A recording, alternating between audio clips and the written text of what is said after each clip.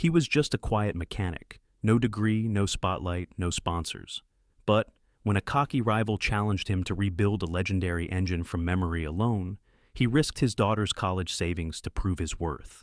What nobody knew was that he carried a gift born from tragedy, a mind that remembered everything, and hands that never forgot how to rebuild what the world broke. What happened next would leave a whole town in shock, silence an entire industry, and catch the attention of a billionaire who'd been watching from the shadows. This is the true story of how Malik Johnson turned grief into genius and built a legacy no one saw coming. In the early light of a southern Mississippi morning, the kind that seeps in slow like molasses and lays gentle over cracked sidewalks and peeling storefronts, a battered silver van rolled onto the edge of Dover Springs. It wasn't much to look at: patchy paint, one headlight fogged with time, and the faint hum of an engine that had seen more decades than most people in town. But inside that van lived a world of tools, parts, and discipline that few understood. Behind the wheel was a man named Malik Johnson, 53 years old, black, and quieter than the wind that passed through the rusted tin rooftops above. Once, long ago, he'd worn a pressed uniform with his name stitched in cursive over the chest, back when he was a senior systems engineer for one of the country's top auto firms. That was before Ava, his wife, was taken in a rain-slick collision that tore his universe into shreds. After that, he quit the suits, the boardrooms, the handshakes and contracts, and moved his life into that van, turning it into a mobile repair shop. He didn't need a building anymore. He needed space to think, space to remember, and space to stay out of everyone's way. Because ever since the night Ava died, something had changed inside Malik, something terrifying, something brilliant. He remembered everything. Not just moments, not just words, but blueprints, torque sequences, thread sizes of bolts, the exact sound timing of combustion cycles from over 100 different engines. It started with grief. Then it became survival. Now it was his secret.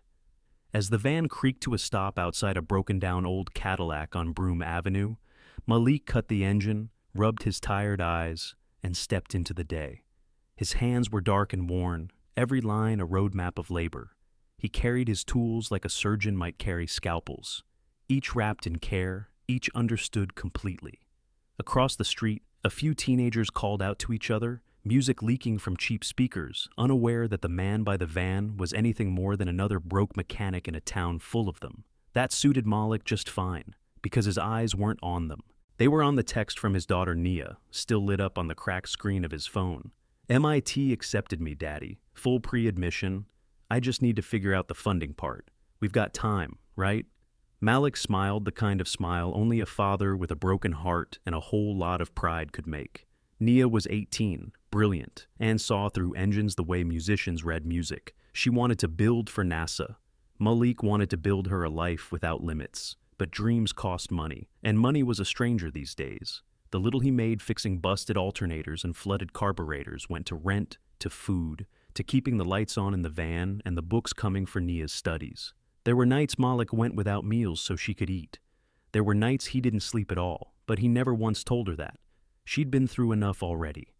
After Ava's death, Nia never cried out loud. She just picked up her mother's nursing books and then traded them for physics manuals. She said healing the world could come through machines too. Malik believed her. He always had. And that morning, under the pale blue breath of Mississippi sky, as he knelt beside the Cadillac and heard the tick of a cooling manifold, he knew the only thing heavier than the wrench in his hand was the tuition invoice he hadn't opened yet. He didn't need to. He knew the number by heart. $31,400. And some change. More than the van was worth. More than most homes in Dover Springs were worth. But Nia was. She was worth all of it. Malik's day blurred into a rhythm of clinks, groans, and careful adjustments. A wheel alignment here, a fuel injection flush there. By noon, he was sweating through his shirt, black baseball cap tilted against the sun, knuckles bruised but never complaining. Every job mattered, even the small ones, because each bolt turned was 1 inch closer to Nia's dorm room in Cambridge. He didn't notice the old man in overalls watching him from across the street until he called out, "Malik, you got a minute?" It was Ray Washington, owner of a rundown auto yard on the edge of town. Malik had done odd jobs for him since the layoffs hit years ago. Ray was a Vietnam vet, crusty and proud, but he never treated Malik like less. In fact, he was one of the few who saw through the silence. "Got something for you," Ray said, pulling a flyer from his pocket. "Some young hotshot named Trey Cormack's throwing a wrench measuring contest next Saturday. Says he's got a 428 Cobra Jet engine disassembled. Wants folks to try putting it back together. No manuals, no help, no specs, just memory. Winner gets a pot. 500 to enter." Malik froze. 428 Cobra Jet. That wasn't just any engine. That was a masterpiece. American muscle royalty. To build it from memory meant more than just knowing cars. It meant breathing them. Ray looked him in the eye.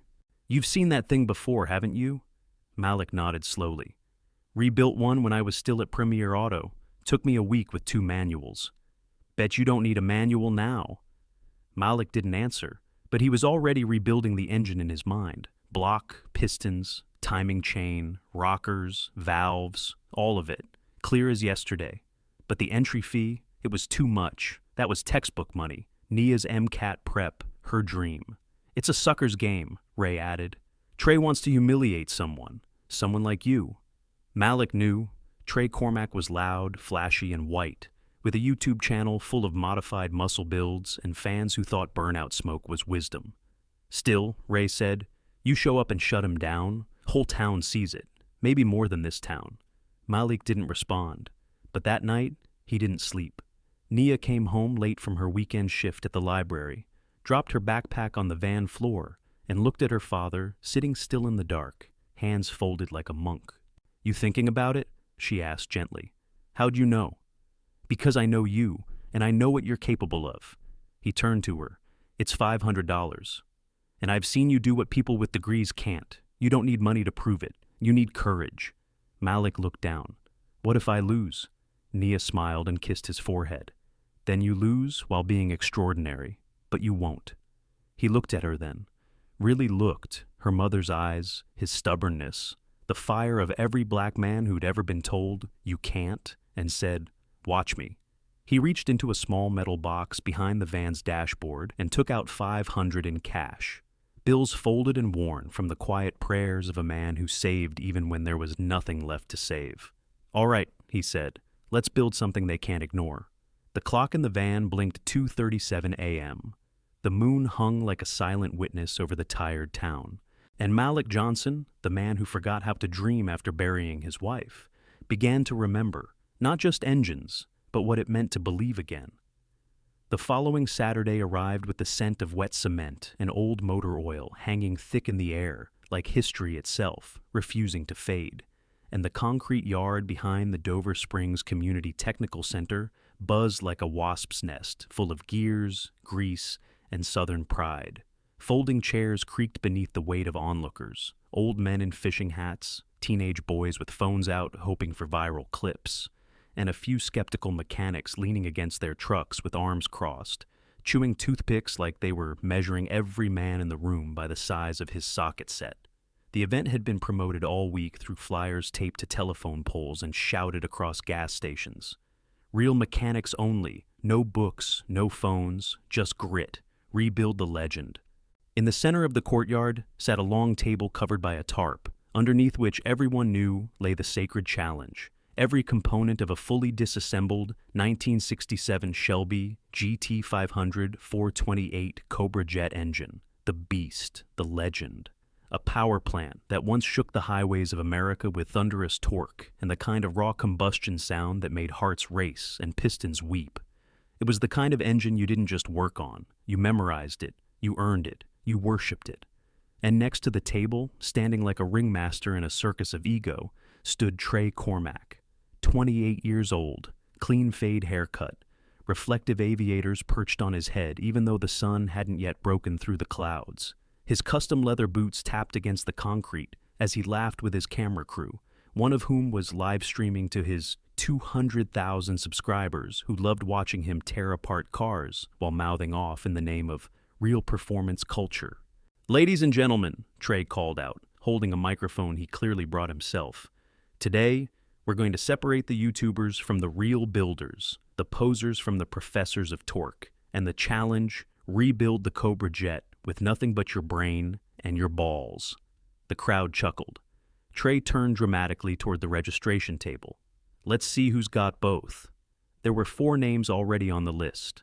A local garage owner named Rick Coleman, known for rebuilding Chevys but not Fords. A retired Marine named Paul Green, who once taught mechanical engineering at a trade school. A quiet kid, no older than 20, who registered only as Rico. And then, the name no one expected to see, Malik Johnson. "Who's that?" someone whispered. "Is that the guy who fixes cars out of a van? I thought he used to work for Detroit or something." "Yeah, but didn't he disappear after that thing with his wife?" "What's he doing here?" Malik stood near the edge of the lot, hands in the pockets of his clean gray coveralls, borrowed from Ray that morning, his old cap pulled low. He hadn't brought a cheering section. He hadn't brought cameras. All he brought was a small thermos of black coffee and the weight of everything he had to prove, not to them, but to himself. Trey spotted him, and like a shark smelling uncertainty, he pounced. Well, Mr. Johnson," he smirked into the mic. "Didn't think you'd show." Malik said nothing. Trey stepped closer, flashing a smile meant to provoke. "Word is, you've been wrenching in a van like a roadside preacher with an engine Bible. You really think you've got what it takes to rebuild this monster without any help?" Malik finally looked up, voice even. "I didn't come here to talk." "Good," Trey said louder, turning to the crowd. "Because nobody's going to be talking once he realizes he's in over his head." A few people chuckled, but others just stared. One of them was Dr. Aaron Simmons, head of the mechanical program at the tech center. He wore a worn blazer over jeans, clipboard in hand, and eyes like a man who'd seen too many students quit when books got hard. But he didn't laugh. Instead, he stepped between the 2 men and addressed the gathering crowd. "This is not a comedy show, and it's not about humiliation. This is about precision, discipline, and memory. You mess this up, and your engine won't start. This is real craftsmanship, not spectacle." His gaze lingered on Trey, who lifted his palms with mock innocence. Dr. Simmons continued. "Each competitor gets the same tools, the same parts, and the same rules. No manuals, no phones, no help. When the tarp is lifted, you have 10 minutes to visually inspect the parts. Then you begin. You have until sundown to complete your assembly. I'll be inspecting each for accuracy, torque values, timing alignment, and overall functionality. Only one can win." With that, he gestured for the competitors to step forward. Malik walked slowly, deliberately, each step a quiet storm rolling through the arrogance that surrounded him. Trey strutted beside him, high-fiving a few fans. Rico moved like he didn't want to be seen. Paul Green nodded once at Malik, a mutual look of respect passing between 2 men who understood loss and labor. As Dr. Simmons grasped the edge of the tarp, a hush fell over the lot. Even the birds seemed to pause, and when the tarp came off, it revealed a metallic jigsaw puzzle of epic proportions. Over 300 components glinting under the light. Pistons, pushrods, lifters, bolts, gaskets, camshafts, seals, hoses, timing gears, crankshaft, intake manifold, and more. A sea of organized chaos. 10 minutes, Simmons said. Begin inspection. Malik didn't flinch. He approached the table like a pianist eyeing sheet music he already knew by heart. His eyes scanned each component with the rhythm of memory, of grief-turned focus, of a man who had rebuilt this engine 1,000 times in his head while everyone else slept. Each groove, each contour, each serial number, locked into a mind forged in fire. Around him, others scribbled notes, mumbled calculations, mentally mapping out what went where. Trey postured for his live stream, narrating his observations while gesturing with exaggerated movements. But Malik said nothing, just watched, just remembered, and when time was called, he returned to his workstation, wrapped the sleeves of his coveralls, and whispered under his breath, "Let's begin." The sound of tools echoed across the yard like distant thunder. Ratchets clicking, steel meeting steel, breath held tight as engines began to rise from the dust. Spectators moved from table to table, watching, whispering, pointing. But at Malik's station, something strange was happening. He wasn't checking. He wasn't second-guessing. He was assembling, smooth, methodical, confident. He reached for parts with surgical precision. Every bolt went into place with the quiet certainty of someone not guessing, but recalling. Every connection was smooth, every torque applied with the intuition of hands that remembered tension, not just numbers. People began to stop talking. Even Trey's cameraman turned slightly to catch a glimpse of Malik's work. Dr. Simmons paused near Malik's station for several minutes, writing something on his clipboard that made his eyebrows raise. "Who is this guy?" a college student whispered. Another replied, "I don't know, but I think we're about to find out." Malik didn't look up. He didn't need to. The engine was already built. He was just letting it manifest, piece by piece. Sweat beaded on his temple, his hands blackened by grease, his heart pounding not from fear, but from the burden of knowing. This wasn't just about an engine. This was about reclaiming a piece of his life. This was about showing his daughter that even in a world that dismissed men who looked like him, who mourned quietly, who worked in silence, excellence would still find its light. And as the sun crept higher in the sky, and the crowd thickened in curiosity and disbelief, Malik Johnson, the quiet black mechanic from the broken edge of town, kept building. The temperature rose steadily as the morning deepened into midday, but Malik Johnson didn't feel it. He didn't feel the sweat soaking into the collar of his coveralls, or the smudge of oil trailing down the side of his face like a badge of honor. He didn't even feel the dull ache settling into his lower back from hours of standing bent over. All he felt was the sequence, the blueprint in his mind that had become more vivid than the air around him. In his world, the table in front of him was no longer a jumbled mess of metal and rubber. It was a living diagram playing out in perfect 3D clarity inside his skull, an orchestra of combustion, symmetry, torque, and time. He had passed the cylinder block stage over an hour ago, installed the forged steel crankshaft with ease, balanced the pistons and connecting rods, and was now positioning the camshaft with a rhythm that suggested not just knowledge, but respect.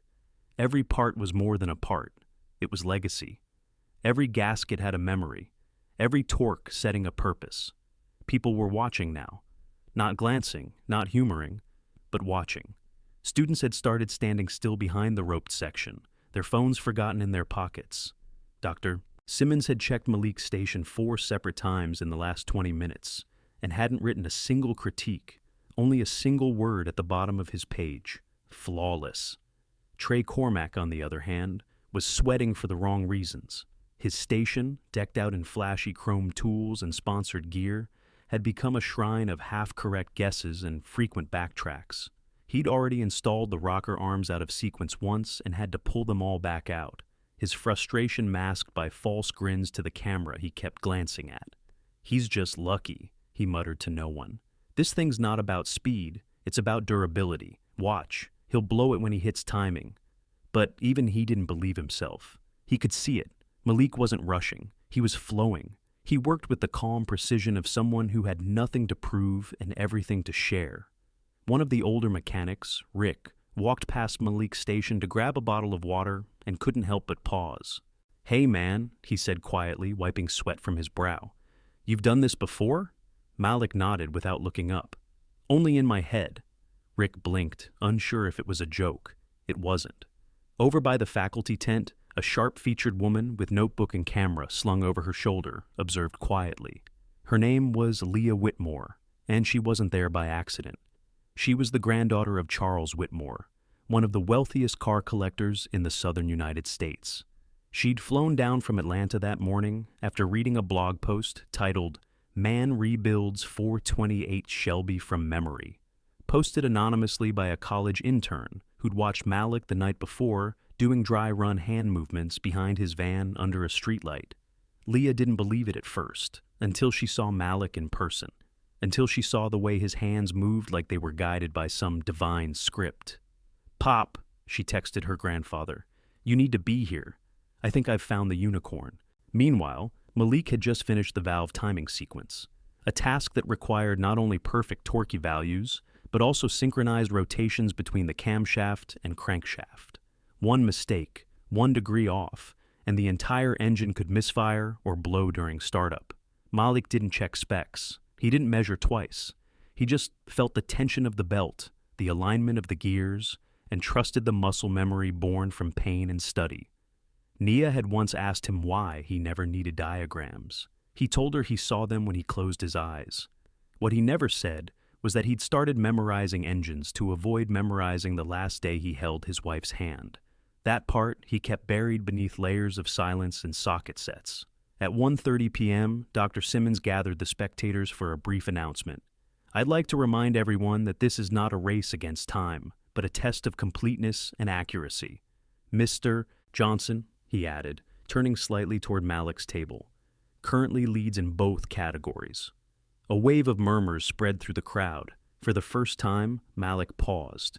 He looked up. His eyes swept across the people, the skeptical ones, the surprised ones, the proud ones. And then they locked onto someone he didn't expect. Nia. She had shown up after her morning shift at the bookstore, still in her jeans and campus hoodie, curly hair tied in a puffball, carrying a water bottle, and a grin so wide it threatened to break his concentration. "You didn't think I'd miss this, did you?" she mouthed silently.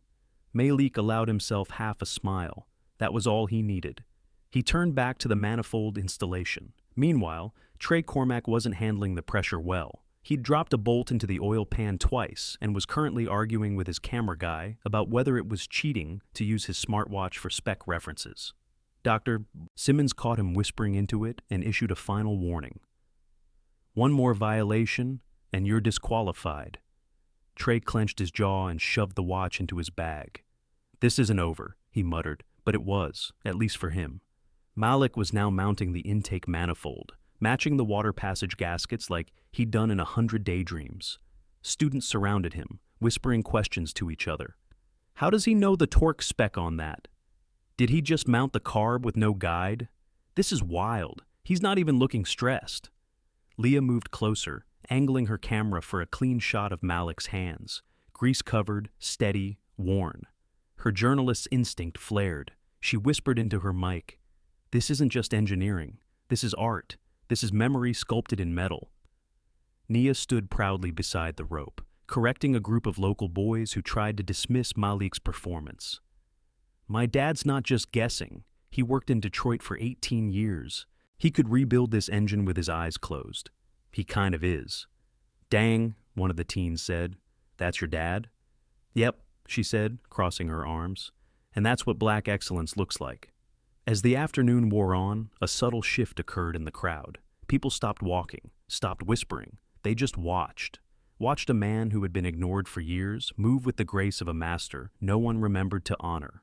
By 3:45, Malik had connected the ignition wires in precise firing order, mounted the distributor, adjusted the timing manually without a light, and installed the alternator. He was now tightening the final belt. Across the lot, Trey had finally thrown his wrench across his table and walked off, muttering under his breath about rigged rules and old men with lucky guesses. No one followed him. No one cared, because they were watching something real. At 4:07 p.m., Dr. Simmons approached Malik's table with clipboard in hand. "Mr. Johnson," he said with cautious reverence, "have you completed your assembly?" Malik wiped his hands on a cloth. "Yes, sir." "May I begin inspection?" "Please." What followed was 25 minutes of the most silent, concentrated observation the community center had ever witnessed. Simmons checked torque specs with a calibrated wrench. Everyone matched factory standard. He inspected gasket seals, perfect. He rotated the crank by hand, no resistance. He examined plug gaps, belt tension, even the routing of vacuum lines. Everything was exactly as it should be. And when he finished, he looked at the crowd and said simply, "This engine is perfect, assembled entirely from memory, without error." The crowd exploded, not in noise, but in awe. Applause thundered like the roar of the Cobra jet itself. Nia rushed to the front, hugged her father like he had just lifted the world from her shoulders. Leah snapped the final photo of the day, Malik standing beside the engine, hands at his side, eyes down. Not boastful, not emotional, just grateful. Dr. Simmons pulled him aside. "Mr. Johnson, there's someone I think you need to meet. He just arrived." Malik turned and saw a tall, older black man in a slate-gray suit and sunglasses approaching. He moved with the quiet confidence of someone used to boardrooms, collectors' auctions, and closed-door meetings. "Mr. Johnson," the man said, extending his hand. I'm Charles Whitmore. I own the Whitmore Automotive Heritage Foundation. I believe we need to talk. Malik looked at Nia, then at the engine, then at the sky. For the first time in a long time, it felt like the gears were finally clicking into place. The applause still lingered in the air, like the fading echo of an old blues record, as Malik Johnson stood facing the man whose name had once been whispered like folklore in trade school garages and classic car forums. Charles Whitmore wasn't just rich. He was respected, revered. A man who didn't just buy cars. He restored legacies, funded youth mechanical programs, and was known for offering second chances to those whose first chances had been stolen by history. And now, he stood in front of Malik, hand extended, a faint smile beneath those designer sunglasses that didn't quite hide the shrewd intelligence behind them. Malik reached out slowly and gripped Whitmore's hand, his grip firm but humble, the calluses of work meeting the softness of wealth. Mr. Johnson, Whitmore said, in a voice as smooth as a well-tuned V8, you've built more than an engine today. Malik tilted his head slightly. That so? You built proof. Proof that memory and mastery can outshine youth and flash. Proof that excellence still lives in silence. Nia stepped beside her father, eyes narrowed with cautious hope.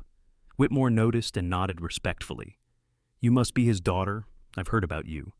I've heard about you too, she replied, voice polite but guarded. Whitmore chuckled softly. Good. That makes things easier. He turned his attention back to Malik. I don't like long speeches, so here's the short of it. I want you, not just as an employee, but as a partner. I run the Whitmore Heritage Foundation out of Atlanta. We restore, preserve, and archive some of the rarest machines ever built. But more importantly, we train the next generation, particularly those who don't get invited to the fancy schools, or have tool sets handed down from grandfathers in country clubs. We teach kids who work with their hands, but dream with their hearts. Malik said nothing, but his chest rose slightly. Whitmore continued. I've got a campus with 40 acres, a wind tunnel, a full machine shop, climate-controlled showrooms, and classrooms sitting empty on weekends. I want to open a new division, one focused solely on classic American muscle restoration, and I want you to head it. Nia's breath caught.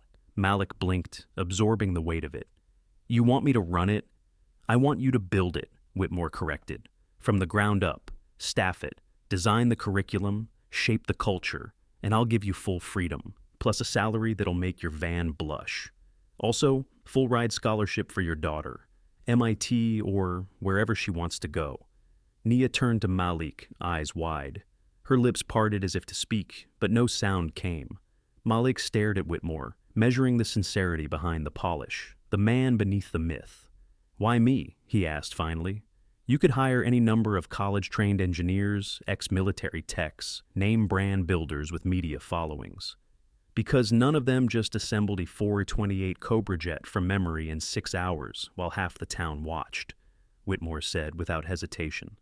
Because when I asked around, every single student who saw you today said the same thing.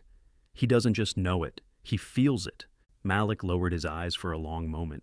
The sounds of packing tools, murmuring students, and someone revving a motorcycle in the distance filled the space between breaths. I'd need to think, Malik said slowly.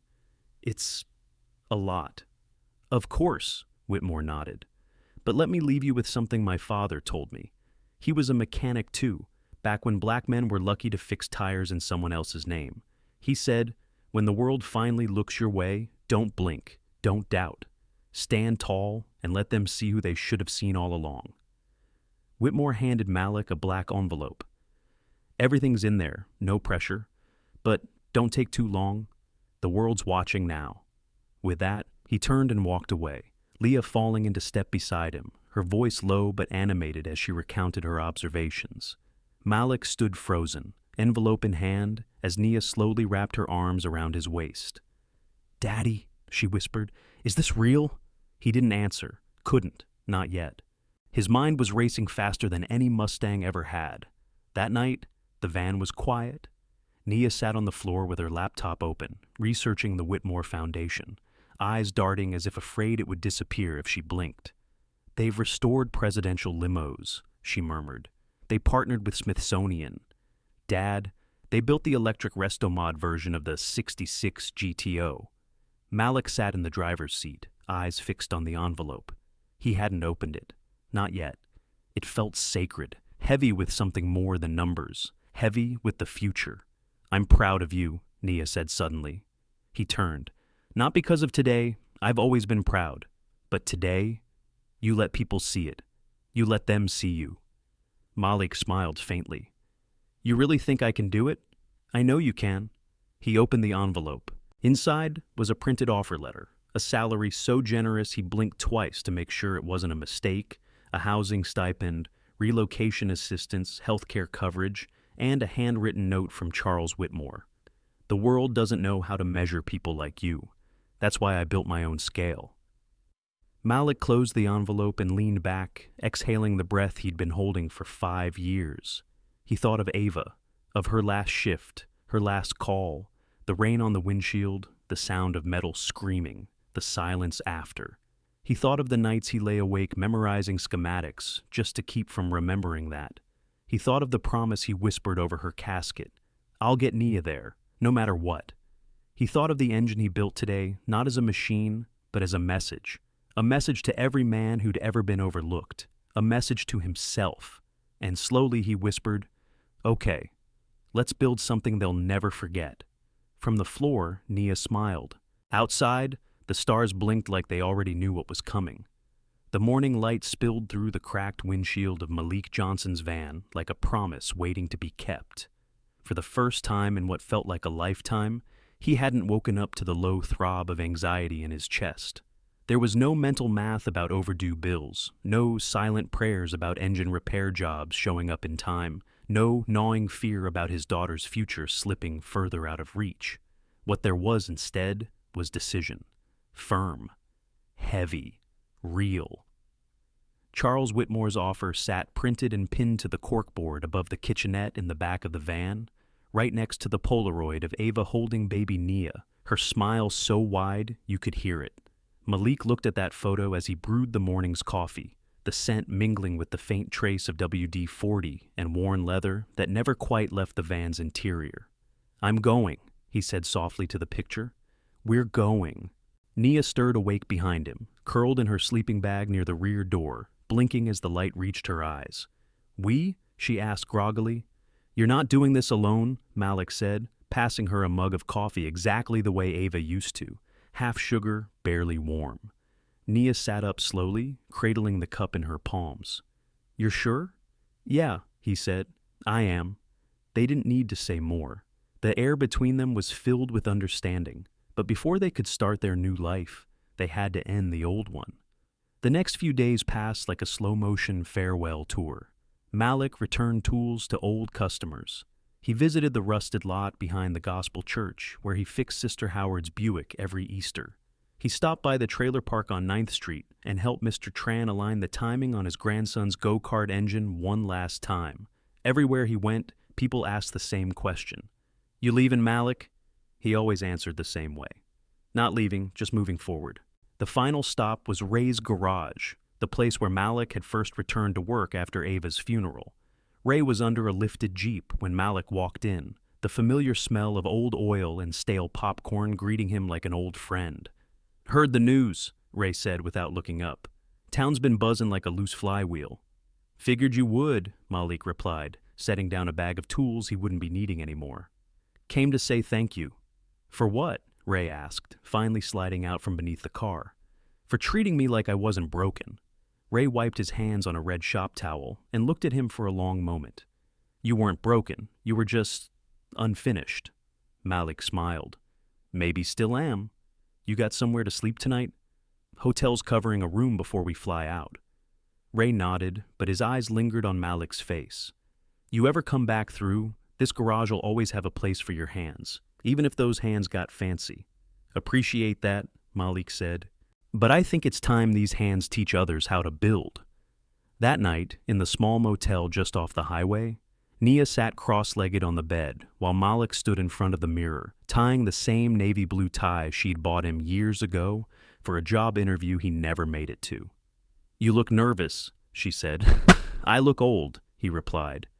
"You look like someone about to change everything," she said, and he met her gaze in the mirror, letting those words land in the quiet space between them. The next morning, the plane ride felt like stepping through a portal, from cracked sidewalks and hand-me-down tools to clean terminals and first-class passengers discussing business mergers and market trends. Malik sat silently, hands folded, trying not to fidget. Nia squeezed his arm when turbulence rocked the cabin, but he didn't flinch. He'd weathered worse. The only difference now was he had somewhere to land. At the Atlanta airport, a black Lincoln Navigator waited with Whitmore Foundation decals on the side. The driver, a sharp-eyed woman named Gwen, welcomed them with a warmth that felt unusual for corporate pickups. "Mr. Whitmore's expecting you," she said as she helped to load their bags. "He says today's just a tour, no pressure." "I've had enough pressure to last a lifetime," Malik replied, and she smiled at the truth of it. The car ride was long enough for Malik to notice the contrast. The neighborhoods changed from brick and vines to steel and glass. The streets were wider, the buildings taller, but he kept his gaze grounded, cataloging every detail like he would an engine: lines, tension points, connections. When they pulled into the gates of the Whitmore Heritage Center, Malik exhaled involuntarily. It was massive, beautiful. The entrance archway bore his name already. "Proposed home of the Johnson Muscle Restoration Lab." He stopped walking. "They put my name on it? Mr. Whitmore doesn't play games," Gwen said. "If he believes in you, he puts it in writing, and in steel." The tour was overwhelming in the way only dreams can be. There were bays with pristine lifts, a fabrication lab with 3D printers that could recreate discontinued parts, a climate-controlled engine archive with every manual imaginable, and classrooms filled with tools still wrapped in plastic. Then there was the staff, engineers, artists, historians, and techs of every background. Some were Ivy League, but most were self-taught. Some were black, some weren't. But all looked at Malik like they knew who he was before he even spoke. When Whitmore arrived, he didn't shake hands. He hugged Malik like an uncle who had finally found the nephew he was proud of. "What do you think?" he asked. Malik looked around the massive space and then said the only thing that mattered. "Where's the first kid I get to teach?" Whitmore grinned like a man who had just bet everything on the right horse. "Come with me." They walked down a hallway to a classroom where 5 young men and women were gathered around an engine block, arguing over why the push rods weren't seating right. "Yo, give me a second. Let me just try. That's not the clearance issue, it's the cam lobes. Y'all, we're gonna break this thing before we figure it out." Malik walked in and said gently, "May I?" They looked up, unsure. Whitmore introduced him. "This is Malik Johnson. He's the new head of restoration. And from what I hear, he could probably rebuild this engine blindfolded." One of the boys laughed skeptically. Malik knelt beside the block, looked at the push rods, then reached over without hesitation and adjusted the rocker arm geometry with a single twist. The alignment clicked into place. The students stared. "How?"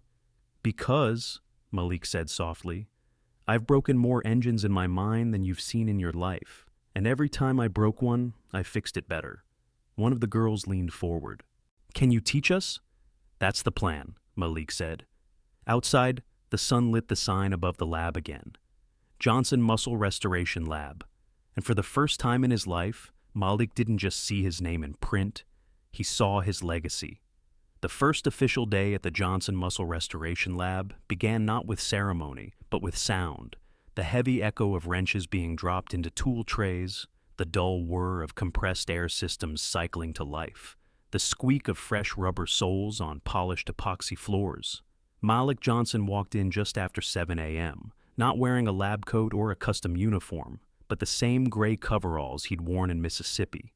On his left chest, stitched by Nia the night before in a quiet moment of symbolism, was a single word: builder. The title was perfect. He wasn't here to manage or supervise. He was here to build machines, students, legacies, and maybe something of himself, too. The lab was already alive when he arrived. The 5 students he met during the tour had brought friends. Word had spread quickly that the memory mechanic, who beat out seasoned pros by building a 428 Cobra jet from recall alone, was now heading their program. One student even called him the Professor of Torque. Malik chuckled at that, but didn't correct it. Not because it was true, but because it was becoming true. "All right," he said, as they circled up around a '70s Chevelle frame stripped bare to the bolts. "Let's see who here knows their basics. First rule of restoration." A girl with bright blue braids and oil-streaked hands raised her arm. "Don't assume anything works until you test it." "Good," Malik nodded. "Second?" A wiry boy named Deshaun grinned. "Torque to spec, not to feel." "That's it," Malik said. "And third?" Silence. Malik looked at them and said quietly, "Respect the machine. These cars were built by people who fought tooth and nail to innovate. You don't disrespect their craft with shortcuts." Heads nodded. Wrenches lifted. The work began. For the next 3 hours, Malik moved through the lab like a conductor directing a symphony of grease and grit. He corrected alignment on a differential install with a single tap. He guided a hesitant girl through brake line bending by, showing her how his hands remember the shape before his eyes do. He told stories, not lectures, but stories, about the first time he stripped a bolt, the time he reversed timing gears and blew a crankshaft, the night he rebuilt a carburetor by flashlight while stranded on the I-20 with Nia asleep in the back seat. They listened, not because they had to, but because they wanted to.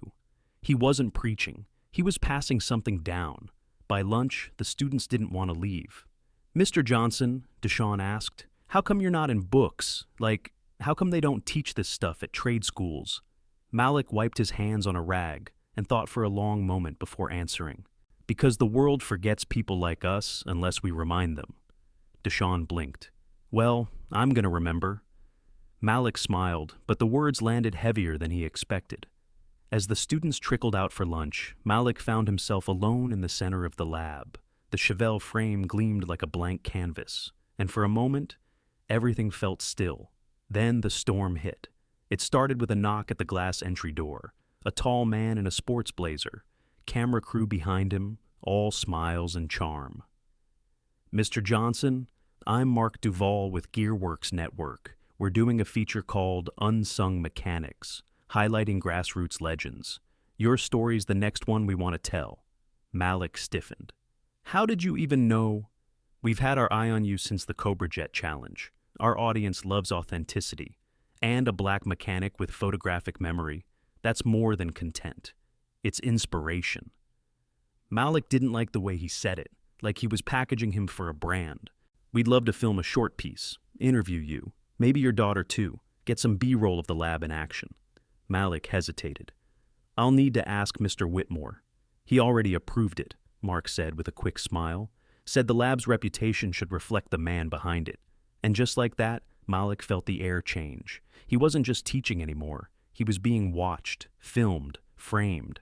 That afternoon, the cameras rolled, and while Malik gave his answers honestly, humbly, carefully, he could feel the lens carving a narrative he hadn't approved.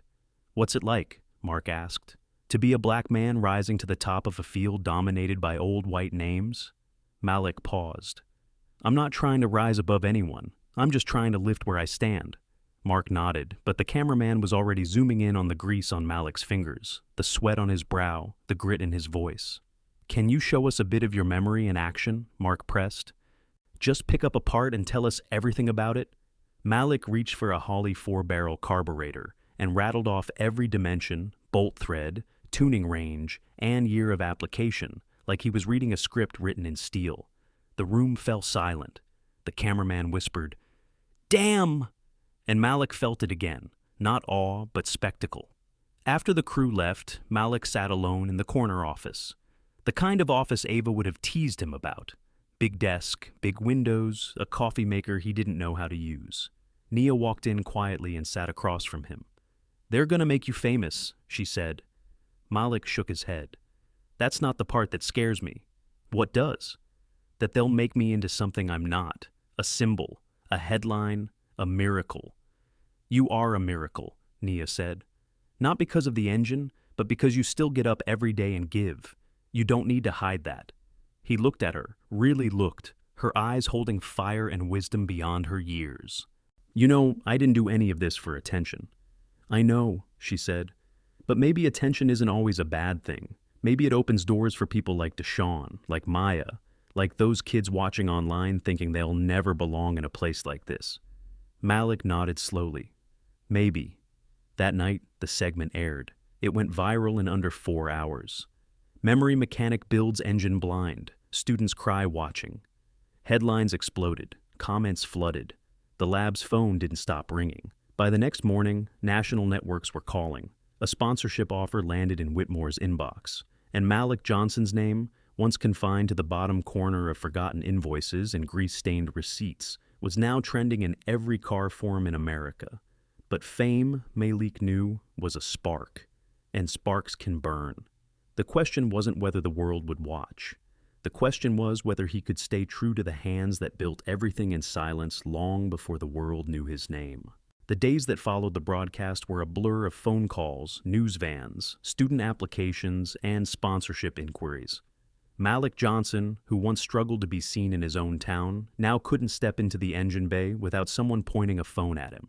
The Johnson Lab had become more than a training center. It was turning into a destination. Automotive influencers wanted interviews. Classic car collectors offered six-figure consulting fees. A tech company reached out proposing to digitize Malik's mind into an AI assistant for mechanics. Malik declined most of them. He didn't need lights or microphones. He needed quiet. He needed wrenches, young minds, and time to teach. But time was exactly what he was losing. "Dad," Nia said one morning as they sat across from each other in the campus cafe, "you're booked solid for the next 2 weeks. You haven't worked on a single engine this month. Is that what you wanted?"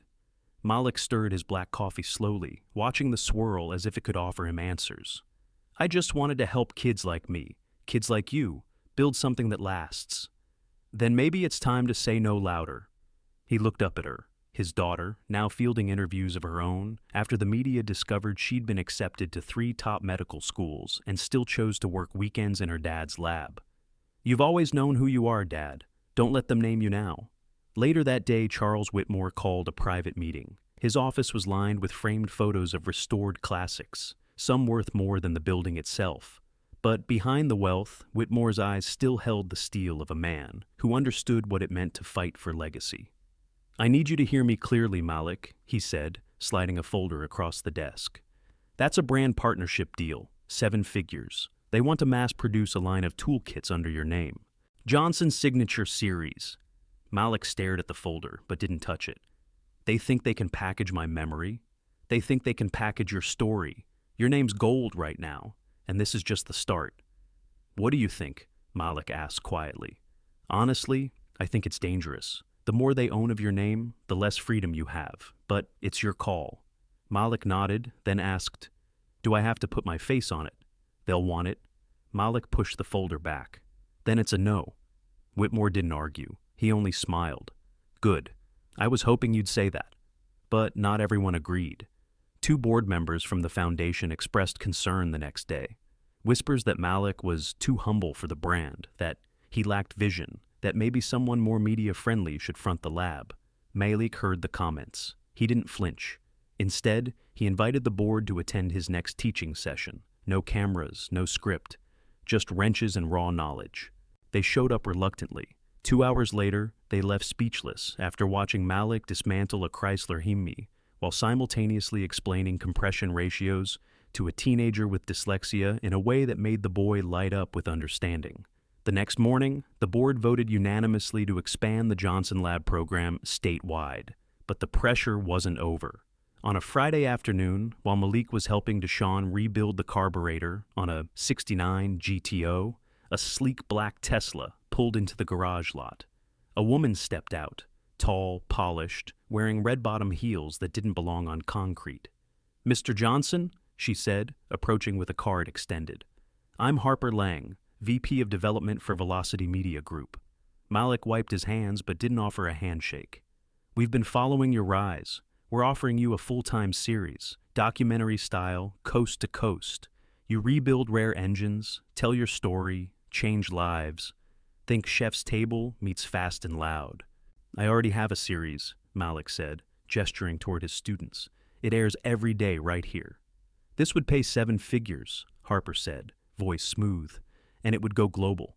Malik studied her for a moment, then asked, "Can I say what I want?" Tell the truth, unfiltered? She hesitated. You'd have producers. Then I'm not interested. Mr. Johnson, ma'am, I'm not a brand, I'm a builder, and builders don't sell blueprints they haven't finished drawing. With that, he turned back to Deshawn, who grinned like he'd just witnessed a clutch victory. That night, as they locked up the lab, Malik lingered. His hands touched the chrome valve cover of a restored Cobra Jet engine, like it was an old friend. Nia walked up beside him. You ever worry they'll forget again? She asked. That when the cameras leave, the respect will too? Malik exhaled deeply. Maybe. But what we build here will speak louder than any headline. These kids, they'll carry it forward. They'll be the next memory mechanics, and they won't need a camera to prove it. As they walked out together, father and daughter under the dim orange glow of the streetlight, the world beyond the lab kept spinning, hungry for stories, ready to label, eager to sell.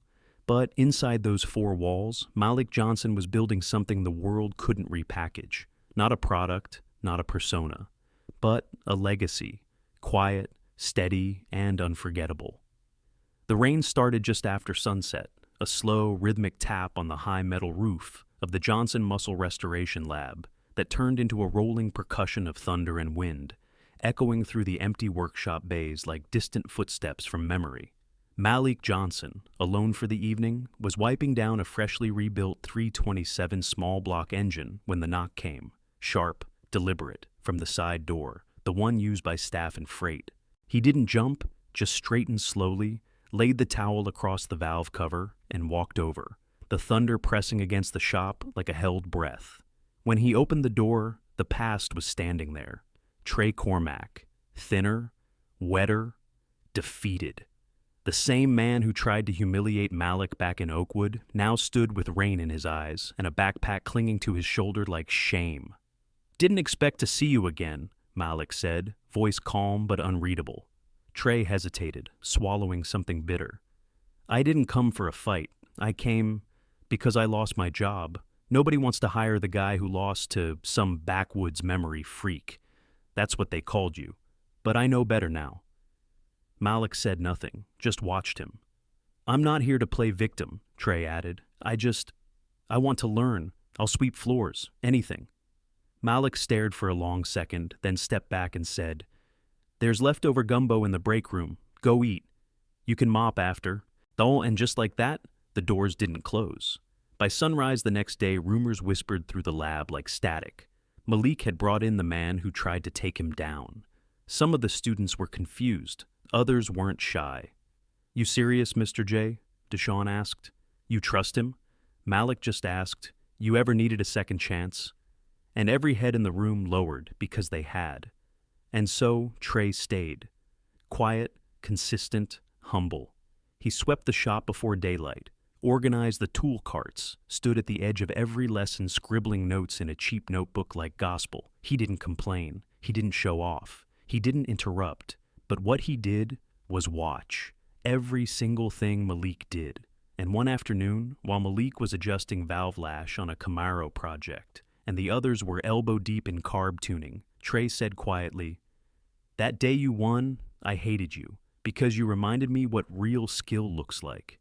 And it broke something in me, something that needed breaking. Malik looked at him and replied, Then fix it better than it was. That's what this place is for. But the real shift didn't come from Trey. It came from a boy no one had seen before, 11, maybe 12, black, thin, hooded, sneakers 2 sizes too big. He stood outside the chain-link gate, watching through the rain like the lab was some kind of cathedral. Malik noticed him first and stepped outside. You lost? The boy shook his head. You hungry? The boy nodded. Inside, they gave him cornbread and a spare hoodie. Said his name was Jamari, lived in a motel with his aunt. Skipped school sometimes to wander and watch cars get worked on. I like the noise, he said softly. Sounds honest. Malik asked, You ever turn a wrench? And Jamari said, Not really, but the way his fingers traced the socket set told another story. Malik handed him a 10mm and said, Loosen that bolt, not all the way, just enough. And Jamari did, his hands shaking, but the movement was right, natural. Come back tomorrow, Malik said, and the boy did. every day that week. By the third day, he was helping reassemble a water pump. By the fifth, he was calling out firing orders. The other students started making space for him, Deshaun letting him hold the light, Maya teaching him spark plug gaps. Even Trey let Jamari correct his torque sequence once, and when the kid was right, Trey grinned and said, "Guess I'm getting old." But something in Malik shifted too.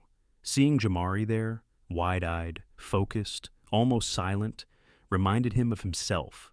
A boy who once learned engines by lying under broken cars with a flashlight taped to his chin.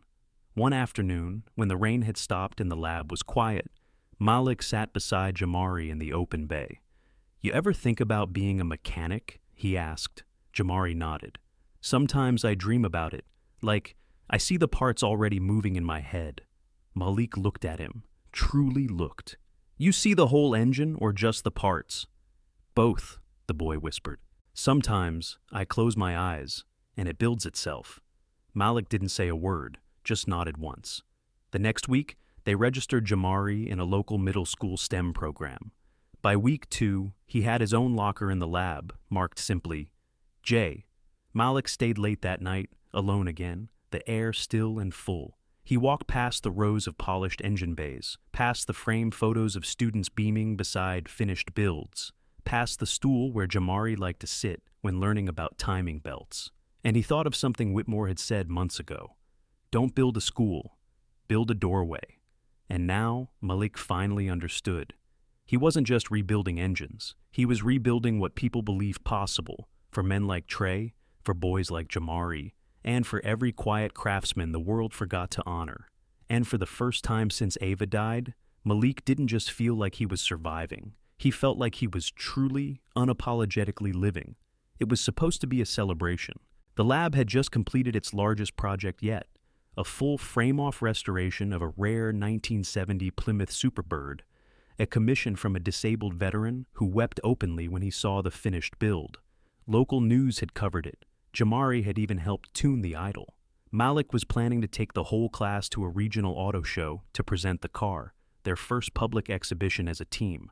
But the morning before departure, the storm came, and this time, it wasn't weather.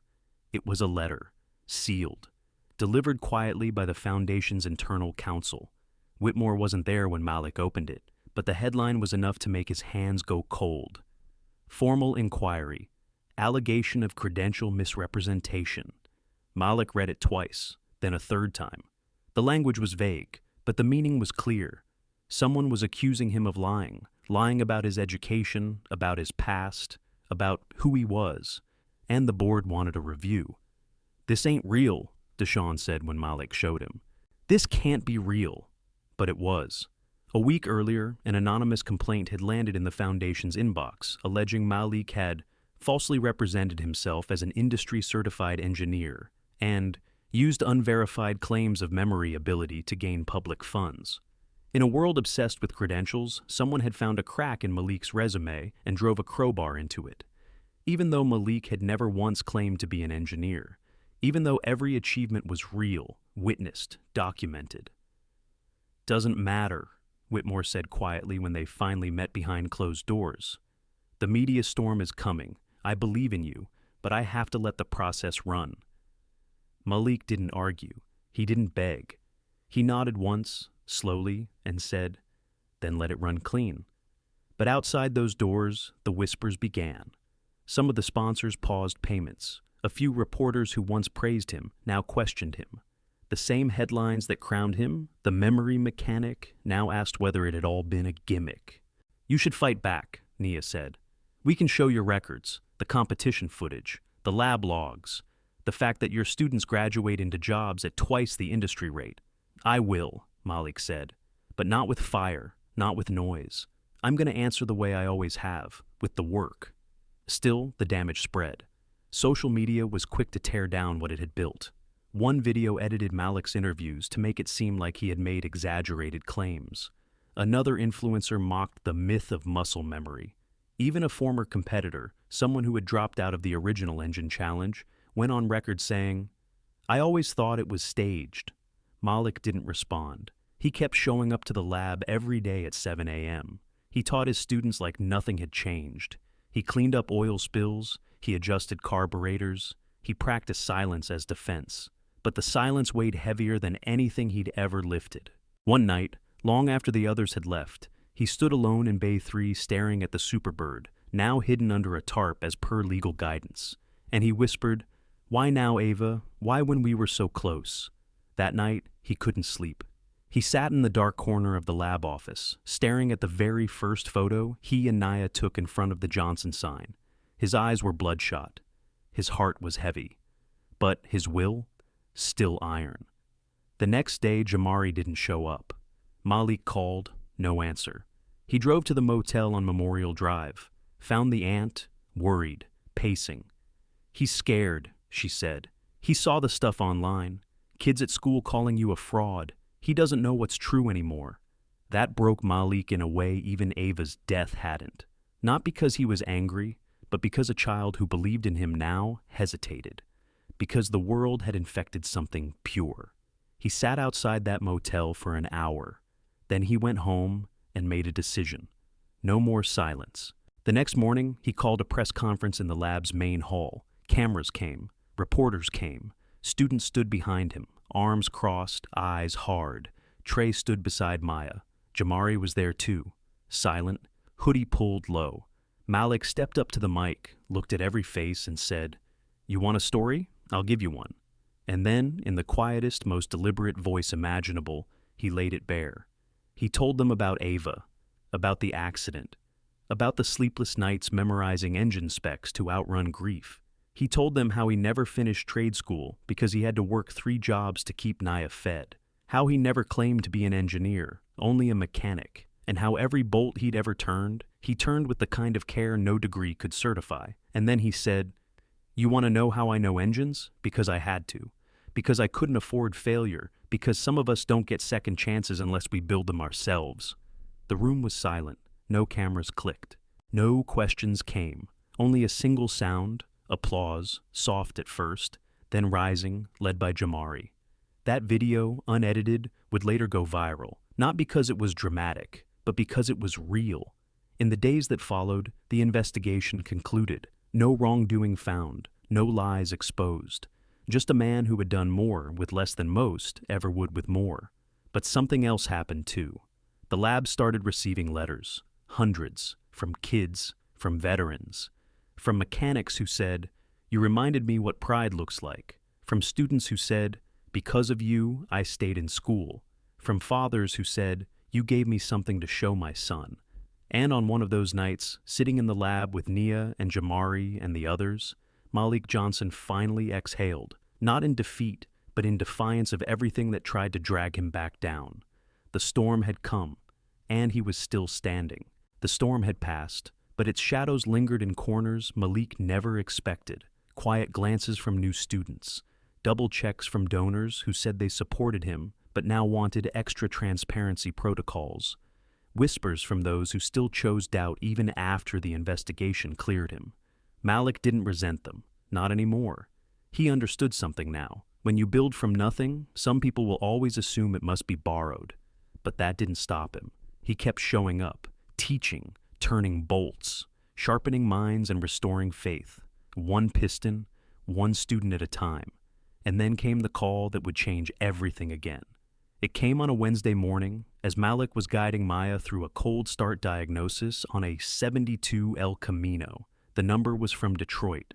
The man on the other end introduced himself as Thomas Reed, Director of Educational Outreach for the North American Engineering Association. "We'd like you to speak at our national conference next month," he said. "It's about bridging the gap between academic training and lived mechanical intuition." Malik blinked. "You sure you got the right Malik Johnson?" Reed laughed. "After your recent press conference, we'd be fools not to." Malik hesitated.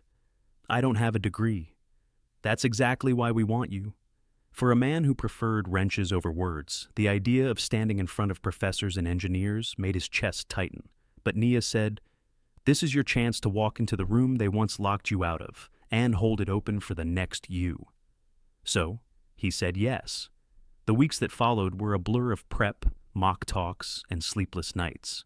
Malik built his keynote the same way he rebuilt an engine, Layer by layer, no shortcuts, every sentence torqued to spec. He titled it, The Blueprint of Memory, What Experience Teaches That Manuals Don't. When the day arrived, the Detroit skyline rose like iron into the cold November air. The hotel ballroom was massive. Hundreds of attendees, rows of metal chairs, cameras, microphones, projectors. Malik stepped onto the stage not in a suit, but in his coveralls, clean, pressed, but unmistakably him. The first few rows blinked, some raised eyebrows. Then he began. He didn't open with data, he opened with his hands. These hands, he said, have rebuilt over 300 engines. They've held the steering wheel as I drove my wife's body home from the hospital. They've fed my daughter, and they've carried the memory of machines most people forgot how to touch. And then he told them the truth about failure, about grief, about memorizing torque specs in motel bathrooms while Nia did homework, about learning combustion not from classrooms but from breakdowns. I'm not here to discredit engineers, he said. I'm here to remind you that the mind of a mechanic, especially one who's had to fight to be here, carries blueprints no one taught, but they're there, measurable, sharper than a scanner, quieter than a computer. We don't just fix engines, we listen to them. By the time he finished, the room didn't just clap, it rose. Standing ovation. That night, in his hotel room, Malik sat by the window, staring at the skyline when there was a soft knock. He opened the door to find a boy, maybe 13, black, skinny, nervous. Name tag said Elijah. "Sir," the boy said, voice trembling, I saw your talk. I've never been to anything like this before. I came with my uncle, but I don't really belong here." Malik knelt down. "Why do you think that?" "Because I failed math. Twice. I like engines, but I don't know the words for stuff. Everyone here is smart. You're smart too, but you talk like me." Malik reached into his pocket, pulled out a spark plug. "You know what this is?" Elijah nodded. "You know what it does? It sparks the combustion, makes the engine go. That's all the math you need to start," Malik said. "The rest comes with time." Elijah's eyes widened.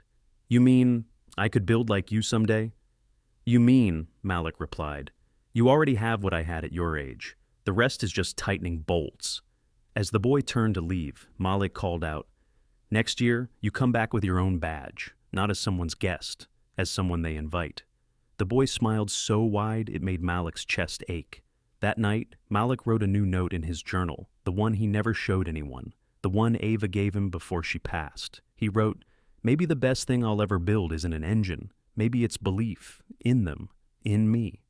And for the first time since that impossible bet back in Oakwood, Malik Johnson finally believed it too. The first snow came early that year, dusting Atlanta in white like a film reel, slowly burning into grayscale, and the chill in the air crept through even the thick garage doors of the Johnson lab. Malik had just returned from Detroit, his name now echoing not only across engine forums, but also among academic circles, his speech rewatched by thousands, dissected in university classrooms, and even quoted by a vocational high school principal who mailed him a handwritten thank you and a photo of 30 young mechanics raising wrenches in the air. But fame was not what grounded Malik. It was the work, and on that cold Tuesday morning, the work was a 1964 Impala lowrider, stripped to its frame and waiting for a second life. Malik stood over it like an old friend returned from war. It had been donated by the family of a man named Lenny Freeman, a II vet who had passed before seeing it restored. "Let's bring her back quiet," Malik whispered, and the students got to work. That same afternoon, while sifting through the shop's mail tray, Nia found a yellowed envelope addressed by hand. No stamp, no return address.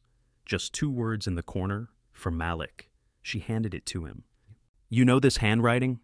Malik looked down and felt the hairs on his neck rise. The ink was faded, but unmistakable. It was Ava's, his late wife, his anchor, his storm. With trembling hands, he opened the envelope, pulling out a single folded page and a photo. The letter was dated 6 years ago, weeks before the accident. It read, "Malik, if you're reading this, it means something happened I couldn't stop, and I need you to remember something. You think your mind is your burden, that remembering everything is a curse, but it's not. It's a gift, one the world isn't used to. but I saw it first, and I want the world to see it too. That's why I sent a video of you rebuilding the Buick to someone named Gregory Allen. You always said he was out of your league, but I knew better, so if he ever shows up, don't be surprised. It wasn't fate, it was me." Malik stood frozen, heart thudding like an engine out of timing, then looked at the photo. It was him, sitting in their first apartment, covered in grease, holding a torque wrench while Ava kissed his temple from behind. A moment he didn't even remember being captured, a truth he never knew she carried. And suddenly, the past 5 months made more sense. The call from Gregory Allen, the perfect timing of the job offer, the opportunity that fell into his lap right when he needed it most. Ava had done it. Even in death, she'd been building for him. Later that night, Malik sat alone in the darkened lab, the letter folded in his palm like a compass, the Superbird covered nearby, the Impala frame glowing under soft lamplight. Whitmore arrived quietly, holding 2 cups of coffee. "Heard about the letter," he said, taking a seat beside Malik. "She was something, wasn't she?" Malik nodded, voice thick. "She gave me everything, even this." "Then maybe it's time you give it forward." Malik looked at him. "How?" Whitmore reached into his coat and pulled out a blueprint, a full architectural rendering.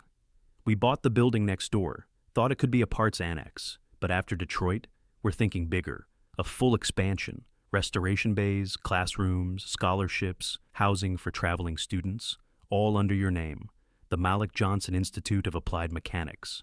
Malik didn't respond immediately. He traced the lines with his fingers like they were sacred. "That's not my name," he said finally. "That's her name, her belief, her blueprint. All the more reason to build it." And that night, Malik made the decision. Not just to accept the expansion, but to lead it. Not just to teach, but to write the curriculum. To create a place where intuition mattered as much as instruction, where memory was honored as method, where students like Jamari and boys like Elijah could learn that you didn't need perfect grades to build perfect engines. You just needed someone to see you. And as he stood under the flickering light of Bay 3, one hand on the Impala frame, the other still holding Ava's letter, Malik whispered into the stillness, "I'll build it, love. I'll build it all."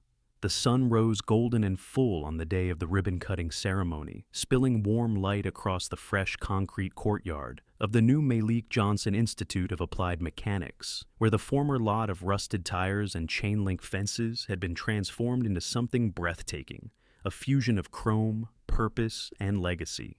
Glass panels shimmered beside restored brick walls, classrooms lined with tool stations rather than desks, and the smell of clean oil and possibility filled the air as the crowd gathered, reporters testing their mics, donors adjusting their ties, and students, his students, standing in crisp coveralls with wrenches tucked into belts like soldiers with swords.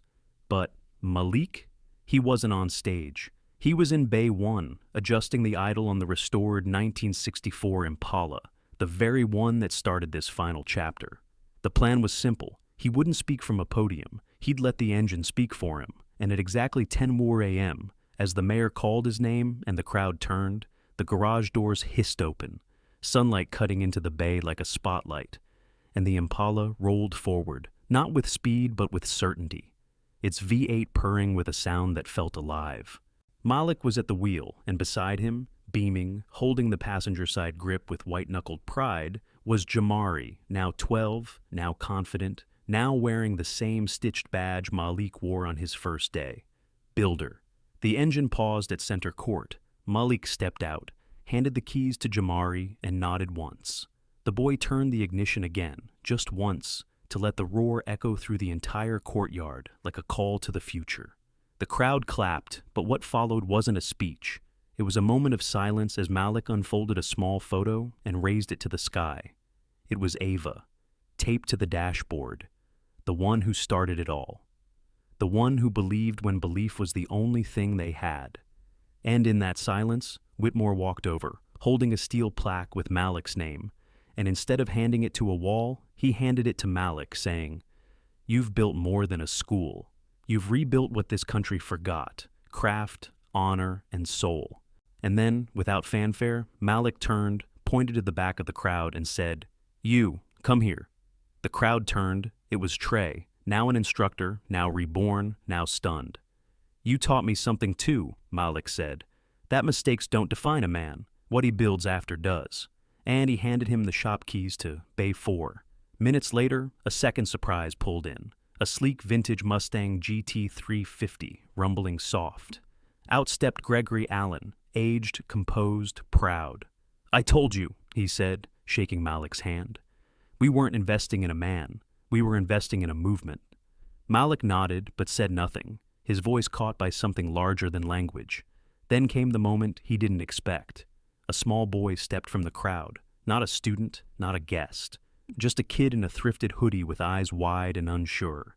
He held out a toy car. Can you teach me? He asked. Malik knelt, placed the metal plaque beside him, took the boy's hand and said, We already started. Cameras flashed. Reporters cried. But the only thing Malik heard was the steady beat of memory turning into momentum, of legacy becoming launchpad. That night, long after the crowd had gone, Malik sat alone under the lights of Bay 1, the Impala's hood open, the smell of warm steel in the air, and for the first time in a long time, he let the tears come, not of pain, not of grief, but of completion. He whispered, We did it, Ava, then looked over his shoulder as Nia walked in, holding 2 coffees and a folder marked Scholarship Applicants, next year's builders. And just like that, the circle didn't just close, it widened. Because now he wasn't the memory mechanic. He was the architect of futures, and tomorrow someone else would pick up the wrench he once held with shaking hands, and know that if Malik Johnson could build an empire from a bet and a broken past, then maybe, just maybe, they could too. From the moment he picked up that wrench, Malik Johnson wasn't just fixing engines. He was restoring dignity, belief, and forgotten potential. He showed the world that some of the greatest blueprints aren't found in books, but buried in pain, perseverance, and purpose. And if one man can rise from loss, rebuild from memory, and inspire a generation, what's stopping the rest of us from turning our scars into tools? If this story moved you, drop a comment below, share it with someone chasing their own redemption, and don't forget to subscribe to FlowStory, where real lives spark unforgettable stories.